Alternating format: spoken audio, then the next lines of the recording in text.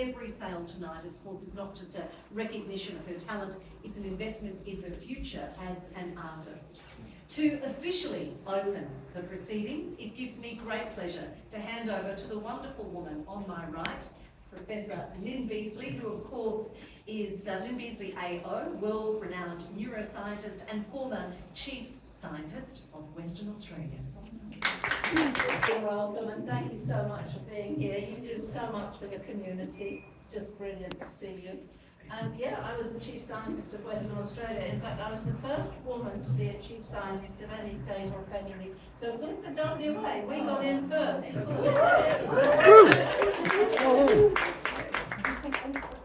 You know, Richard and I have been hitting the bucket list a bit.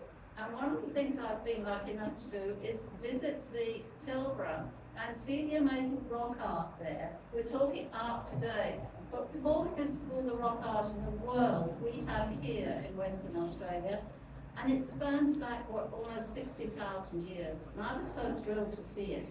But the wonderful guide who took me around, Clinton Walker, he has more phones than anybody I've even ever seen.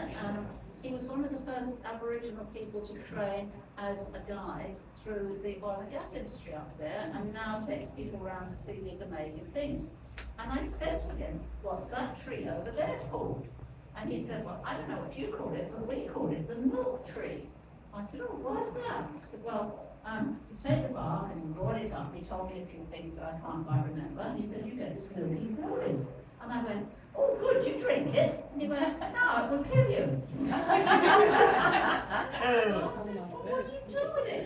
And he said, "Well, if there's a lady who's breastfeeding a baby and she wants a bit of a break, one of the females who is not lactating rubs this stuff on her breast, and then within 24 hours, she is copiously producing milk, and she takes over for a bit." I mean, with my 3 kids, I'd have loved that for a start.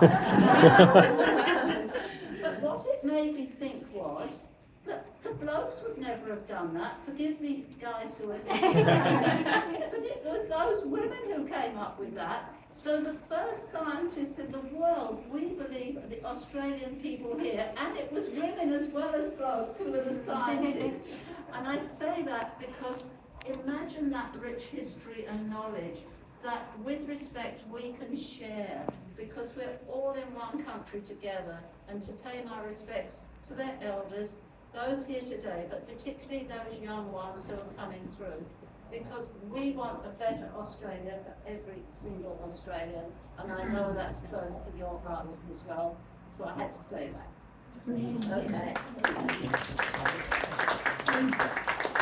Thank you so much to Lisa O'Malley for being here. Congratulations, you have just become Parliamentary Secretary for a whole load of things, but including science and innovation, medical research, but ports as well, and Frio's in your electorate, so how very impressive is that? So there we go. So thank you so much for being here. You know, before politics, you were, and we were talking about it today, you were on the P&C of the president, in fact, of Melbourne Senior High School.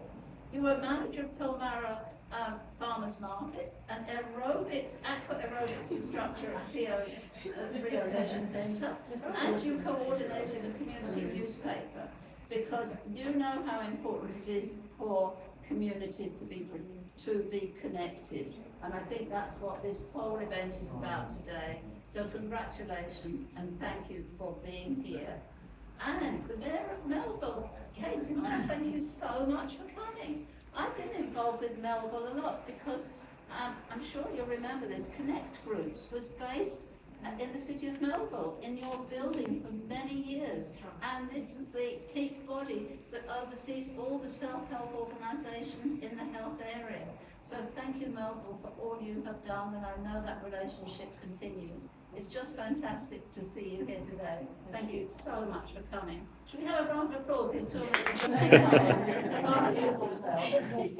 because there's been a study of 857 people, and they looked at the different brain regions and how busy they were with MRI, magnetic resonance something. And they mapped the brain circuits that were active in people who were particularly creative. And what they found was there was a distinct pattern. In parts of the brain up here and here, the frontotemporal, there was a circuit which seemed particularly active in those who were creative. So keep that in mind, and now build in the second part of the nerdy science. So I was busy studying how the brain develops. Before you're born, you have twice as many cells in your brain as you're going to have when you're an adult. And quite a few of those are totally in the wrong place or aren't doing the right thing. They disappear.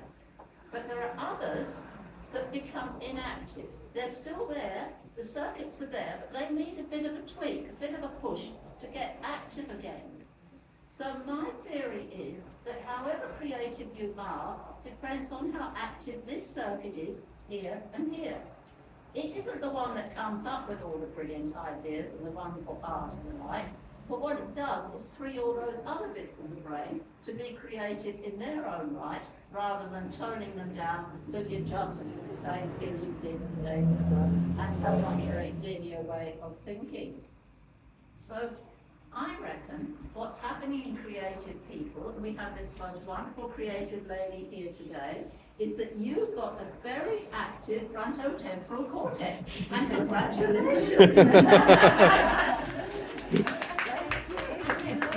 One of the ways that we discovered this, looking back on the different creative people, I bet we all love Ragdoll Bolero. Those of my age will remember how the ice dancers skated to that.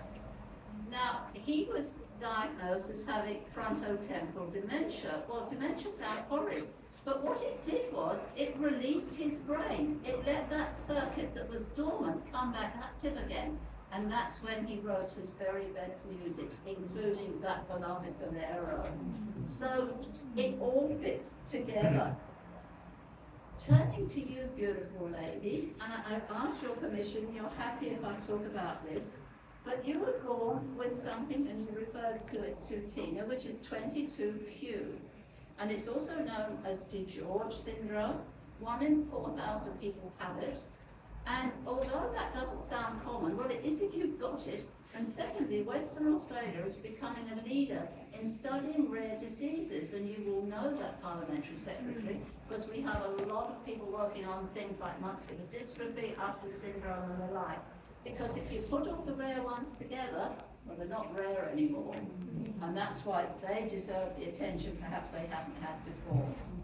So what's happened is that a chunk of chromosome 22 just didn't develop in people with 22q, and that's why it's called 22, it's 22nd chromosome.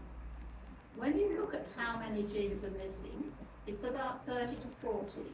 And if you draw the equivalent of all the information in a book being the equivalent of what's the DNA in your body, the bit that's missing in this syndrome is equivalent to about half a page of a book. But when the brain develops, it has to have all these extra circuits in reserve that you can ramp up and down. And one of the aspects of this syndrome is that we know that different bits of the brain develop at different times. In fact, the real thinking bit doesn't completely emerge till you're about 25, which explains why teenagers and others can be a slight pain in the neck sometimes. In this syndrome, different bits of the brain develop at their own pace. And I think what happened in your case is that circuit got a really good run. And how important is that? Because one of the things you also said I could share is that you have autism. And I think that's a very rare and special thing. And that resonates with John and I and quite a few people here today, because we're setting up a school for autistic kids who are dropping out of normal school because we're so sick of seeing them not getting the chance they have in life. Is equity. But also it's opportunity, because many of them have got brains the size of planets, and they're creative. They put together different bits of information. They're the Einsteins, they're the Hans Christian Andersens of the world, and we really need them. So it's equity and opportunity. And what I'm going to do now is ask, would you come to our school when we open it and talk to our students? Absolutely. Thank you. I'll get them going. Moving fast, please. Yes. You know, it's just wonderful to be here today. I just am so thrilled. Congratulations to everyone who's involved. You are an inspiration. Thank you. I've already told you my favourite one. It reminds me of the stars, but you are a complete star. I hope you're going to share with us some thoughts. But let me officially launch this wonderful exhibition. Congratulations, Diane Moore. You are a star.